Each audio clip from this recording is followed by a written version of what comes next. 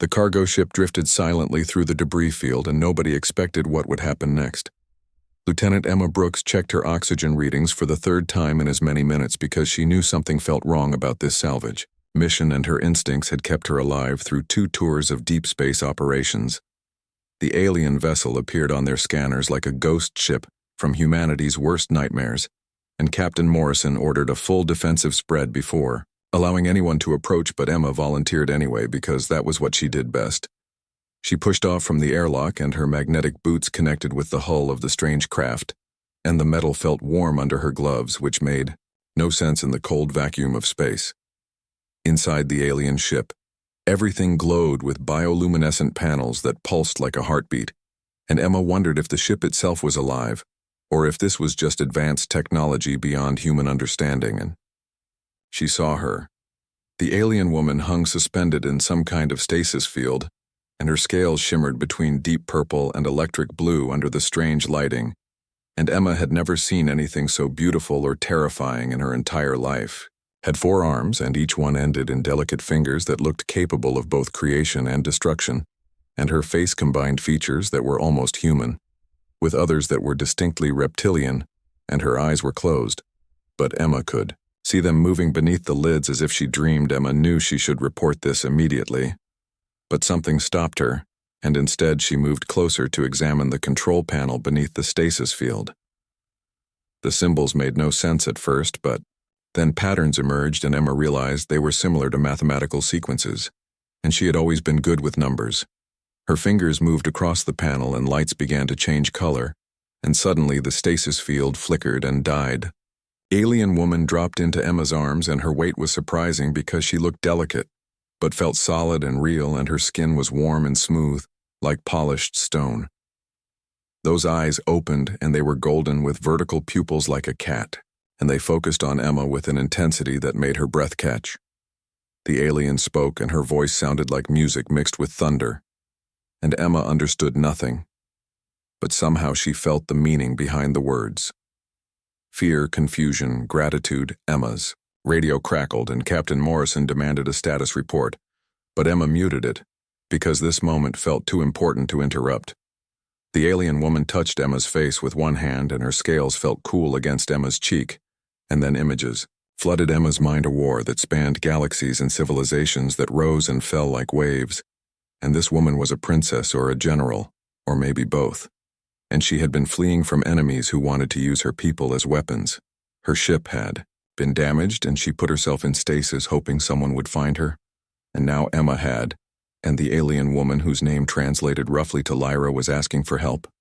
Emma should have said no because humanity had rules about first contact, and there were protocols and procedures that existed for good reasons. But Emma looked into those golden eyes and saw something she recognized: loneliness, hope, trust. So she said yes, even though she had no authority to speak for humanity, and even though this decision might start a war or end her career or change everything forever. Lyra smiled, and it transformed her face from alien to beautiful, and Emma felt her heart do something strange in her chest.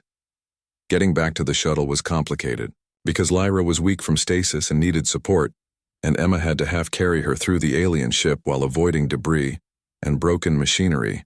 Captain Morrison was furious when Emma emerged with an alien in her arms, and he ordered immediate quarantine protocols, and medical teams scrambled to prepare for first contact. But Lyra refused to be separated from Emma, and she made that clear without speaking a word, because when guards tried to take her away, her scales flashed red, and the temperature in the bay dropped 20 degrees in seconds. Emma held up her hands and spoke calmly, and explained that Lyra was scared and hurt, and needed someone she could trust, and somehow the captain agreed to let Emma stay during the initial examinations.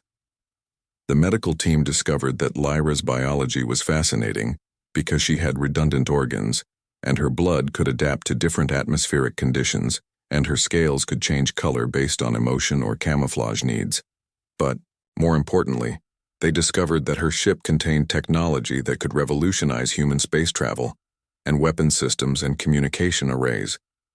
The government wanted all of it, and they sent representatives who asked questions and made demands and treated Lyra like a resource instead of a person. Emma saw how Lyra's scales faded from vibrant colors to dull gray, and how she stopped eating, and how she watched the stars through the viewport with longing in her golden eyes. So, Emma made another decision that would probably end her career. She stole a shuttle and broke Lyra out of the facility, and they ran because sometimes running was the only choice that made sense. The escape was messy and involved overriding security, codes, and dodging patrol ships and pushing the shuttle's engines beyond safe limits. But Emma had been flying since she was 16, and she knew every trick in the book, and a few that weren't in any book. They made it to a frontier colony on the edge of human space where questions weren't asked if you had credits, and Emma had saved enough over the years for emergencies. The colony was rough and dangerous, but it was also free, and Lyra started to smile again, and her scales regained their brilliant colors. They rented a small apartment above a repair shop, and Emma took work as a freelance pilot, while Lyra learned about human culture by watching old movies and reading books. Lyra was fascinated by everything from coffee to music to the way humans fell in love, and she asked endless questions in her improving English. Emma tried not to notice how domestic their life had become, or how her heart beat faster when Lyra laughed, or how she looked forward to coming home more than anything else. But one night, Lyra cooked dinner using ingredients from 3 different planets, and she had set up candles because she learned that humans found them romantic. Emma stopped in the doorway and stared, because the implications were clear. Lyra turned, and her scales shifted to soft pink, and she spoke carefully because she had been practicing. She said that her people bonded for life, and that when they found their match, they knew it instantly, and she had known the moment Emma freed her from stasis. She said that humans might see her as alien or strange or wrong, but she hoped Emma might see her as someone worth loving. Emma crossed the room and took Lyra's hands, all 4 of them, and she said that she had been trying not to fall in love because it seemed impossible and complicated and probably against several regulations, but she had failed because Lyra was brilliant and kind and brave and beautiful, and nothing else mattered. They kissed, and it was awkward at first because their mouths were different shapes, but they figured it out, and Lyra's scales glowed like stars. The next months were the happiest of Emma's life, because she had someone who understood her and challenged her and made her want to be better. But happiness never lasted long in the frontier. Lyra's people found them because they had been searching since her disappearance, and they arrived in ships that made human vessels look like toys.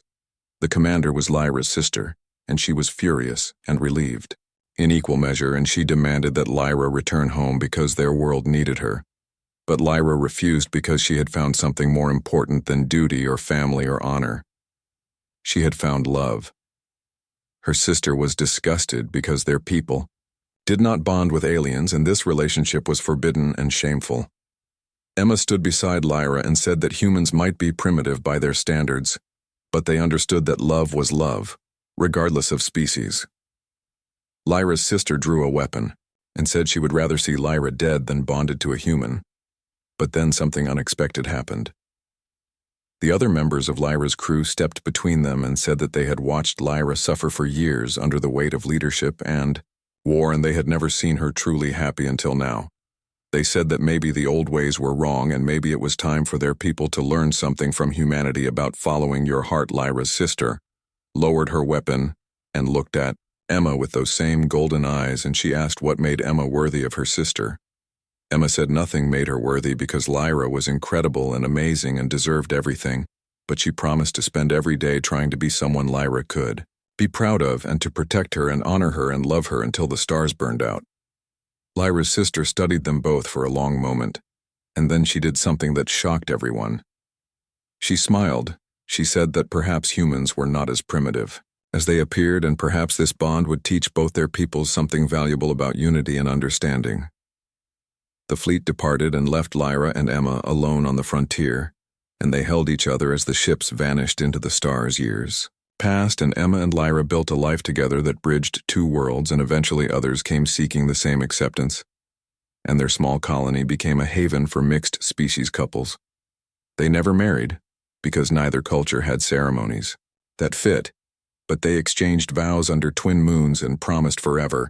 And when Emma grew old because humans aged faster than Lyra's people, Lyra held her hand and said that even a short forever was better than an eternity alone.